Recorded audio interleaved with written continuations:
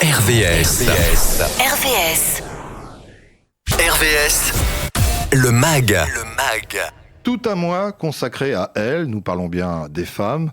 Vous pouvez rétorquer un mois seulement dans l'année, ce à quoi je vous répondrai, et la journée internationale du droit des femmes. Ne serait-ce pas réducteur, mais vous le savez, cette journée est justement l'occasion de faire un arrêt dans le temps pour invoquer les injustices qui continuent d'exister dans le travail au quotidien des femmes, le manque de reconnaissance parfois, et aussi les dérives dont elles peuvent être victimes. D'où l'importance de l'action entreprise par la ville de Rouen, qui leur consacre tout un mois, le mois de mars, pendant un mois, et en résonance avec cette journée internationale des droits des femmes. Et pour évoquer ce mois, nous accueillons Elisabeth Labaille. Bonjour Elisabeth. Bonjour. Vous êtes adjointe en charge des écoles et de l'enfance. C'est aussi parce que vous avez cette mission au sein du conseil municipal de sensibiliser les plus jeunes que vous êtes emparée du sujet lié aux femmes, parce que vous avez aussi un autre vécu dans le patrimoine. Mais c'est vrai que par rapport aux écoles, c'est important, très jeune, de sensibiliser les plus jeunes sur cette équité qui doit exister entre les petits garçons et les petites filles. Oui, tout à fait, c'est extrêmement important. On forme d'ailleurs nos animateurs et nos animatrices à l'égalité filles-garçons. On a renaturé des cours d'école en faisant attention justement à la place du jeu pour que chacun et chacune puisse trouver son espace. Et c'est extrêmement important. Et comme nous voulons lutter contre l'invisibilité des femmes, en fait, pour donner aussi des modèles aux petites filles et aux petits garçons, nous avons souhaité mettre à l'honneur des femmes rouennaises inspirantes. Et c'est à partir de cela que nous avons aussi ce mois-ci beaucoup de déambulations autour d'elles. On va y revenir sur ce programme. Je finis juste par rapport à l'école, puisque c'est un domaine que vous connaissez particulièrement bien. C'est aussi de faire en sorte que les petites filles puissent jouer au ballon, et jouer au foot, et que les petits garçons puissent faire de la corde à sauter ou de la marelle avec les petites filles. C'est dans mon temps, la marelle, mais c'est de se dire que, effectivement, il puisse y avoir une vision différente, à la fois des couleurs que parfois on fait supporter aux enfants, mais aussi les jeux qui sont ancrés garçons et filles. Exactement, et les enseignants travaillent aussi là-dessus. Et nous avons aussi proposé aux écoles qui le souhaitaient de changer de nom quand elles avaient un nom masculin. Et justement, par exemple, Anne Sylvestre a été proposée par les parents d'élèves, notamment l'équipe éducative, ou Alice Milia, une grande sportive, pour montrer que voilà, il n'y a pas que des garçons, des hommes qui ont fait l'histoire. Tout un mois d'expositions, de rencontres, de débats, de spectacles évidemment, de balades, vous l'évoquiez, de performances artistiques et sportives. Je n'oublie pas les projections qui seront également là pour être le témoignage de comment faire progresser l'égalité réelle, de célébrer les femmes, de mener des actions pour faire que cette société soit un petit peu plus juste et un peu plus inclusive. Alors il y a des expositions et vous avez parlé des femmes rouennaises inspirantes. C'est une exposition qui court jusqu'au 30 mars sur les grilles du jardin de l'Hôtel de Ville. Et là c'était important d'avoir ce regard sur des femmes inspirantes que l'on a peut-être oubliées ou dont on n'a même peut-être pas connaissance. Oui, enfin, je pense qu'une partie de ces femmes étaient tombées dans l'oubli, tout simplement parce que pendant des siècles, on ne célébrait que les hommes. Et en fait, on s'est rendu compte que dans Rouen, on avait eu des femmes de toute catégorie, que ce soit des artistes, des juristes, des scientifiques et des résistantes. On est parti avec une cinquantaine de noms, on en est aujourd'hui à plus de 160. C'est dire le travail qu'il fallait faire pour les mettre à l'honneur, et les mettre à l'honneur avec des plaques dans les rues, avec un livret qui leur est consacré, et puis effectivement des déambulations dans la ville de Rouen, où on peut s'arrêter à chaque plaque pour pouvoir lire et regarder ce qu'elles ont fait. Vous qui avez en charge les écoles et la jeunesse, les enfants, c'est important aussi ce trait intergénérationnel pour justement ce passage de la mémoire, de dire ça s'est passé comme ça quand j'étais plus jeune, c'est pas pour étaler ma vie, mais c'est pour dire voilà la réalité, où on en est.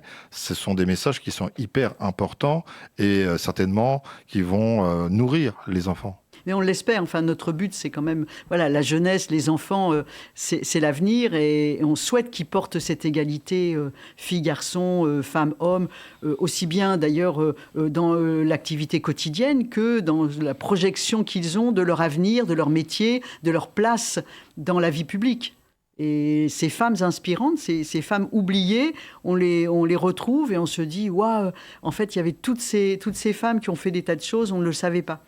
Alors dans ces femmes inspirantes, il y a aussi les pionnières oubliées. Là, vous faites un focus le samedi 14 mars avec la collaboration d'une école, Need for School, où là, on met en avant une conférence de pionnières de femmes qui ont été oubliées, avec un atelier également sur des histoires qui peuvent être racontées et des moments de convivialité. Ces 3 temps sont importants. Il y avait cette association avec cette école pour pouvoir le faire parce que c'est aussi l'audiovisuel.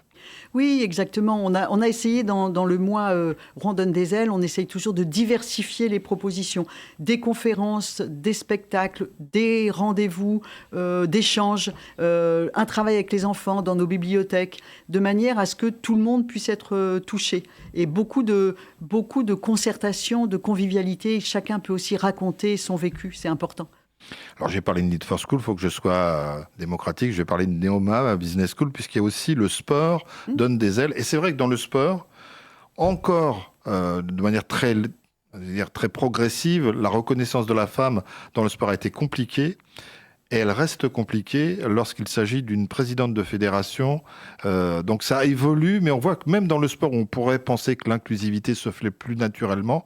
Ça reste quand même compliqué. C'est compliqué. Alors, ça a été vraiment un gros travail qu'on a fait dans ce mandat. D'ailleurs, notre élue, Sarah Vauzel, est une femme, Élue au sport. Élue au sport. Et nous avons beaucoup fait pour le sport féminin, en aidant les clubs à accueillir des filles. Et on a notamment, sur les Hauts-de-Rouen, créé un nouveau stade pour justement permettre aux filles de faire du foot. Et d'autres, il y a du foot féminin aussi, il y a des filles au hockey, il y a des filles un peu partout. C'est vraiment, mais c'est toute petite. Dès toute petite, il faut donner aux filles l'envie de faire du sport, à tous les enfants d'ailleurs, et de le faire ensemble.